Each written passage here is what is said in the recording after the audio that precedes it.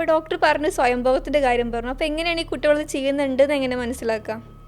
കുട്ടികളിൽ masturbation addiction അല്ലെങ്കിൽ വല്ലാണ്ട് മാസ്റ്റർബേറ്റ് ചെയ്യുന്നുണ്ട് കുട്ടികൾ എന്നുണ്ടെങ്കിൽ നമുക്ക് ഒന്നെന്ന് പറഞ്ഞാൽ അവർ കൂടുതൽ എന്താ പറയുക ഇതിനെക്കുറിച്ച് ചെയ്യുന്നുണ്ട്, ഇത് ചെയ്യാൻ പാടില്ലാത്ത കാര്യമാണെന്ന് അവർക്ക് ബേസിക്കലി അറിയുന്നുണ്ടാവും. അപ്പം ഞാൻ എന്തോ ചെയ്യുന്നുണ്ട് എന്നാൽ ബാക്കിയുള്ളവർ കാണാൻ പാടില്ലാത്ത എന്തോ സാധനമാണ് എന്നുള്ള രീതിയിൽ ആ ഒരു ഉൾവലിഞ്ഞു പോകാനുള്ള ചാൻസസ് കൂടുതലാണ്. അതായത് ഒരു കുറ്റബോധം എന്നുള്ളത് എപ്പോഴും അവിടെ ഒരു സെക്കൻഡറി ഫാക്ടറായിട്ട് ഉണ്ടാവാറുണ്ട്. പിന്നെയുള്ളൊരു കാര്യം എന്ന് പറയുന്നത് എപ്പോഴും അവർ ഉൾവലിഞ്ഞിട്ടുണ്ടാകും. അതായത് എന്തൊരു ഫംഗ്ഷന് വിളിച്ചാലോ അല്ലെങ്കിൽ ഒന്ന് പുറത്ത് പോകാൻ വിളിച്ചു കഴിഞ്ഞാലോ കുട്ടികൾക്ക് വരാനുള്ള താല്പര്യം കുറയും. അതുവരെ എൻ്റെ കുട്ടി ഏതൊരു സ്ഥലത്തേക്ക് പോകാനോ ചെയ്യാനോ ഒക്കെ ആയിരുന്നു. ഇപ്പം എന്താണെന്നറിയില്ല, പണ്ടത്തെ പോലെയല്ല. അവർ ഭയങ്കര എന്താ പറയുക, ആരോടും മിണ്ടുന്നില്ല, ആരോടും സംസാരിക്കുന്നില്ല. എപ്പോഴും ആ നേരെ റൂമിൻ്റെ ഉള്ളിൽ കതകടച്ച് ഫോണുമേലാണ് അല്ലെങ്കിൽ ഗാഡ്ജറ്റുമേലാണ് എന്ന് തോന്നുകയാണെന്നുണ്ടെങ്കിൽ പ്രോബബ്ലി അതിനിങ്ങനെ ഒരു ചാൻസ് ഉണ്ട് എന്നുള്ളതാണ്.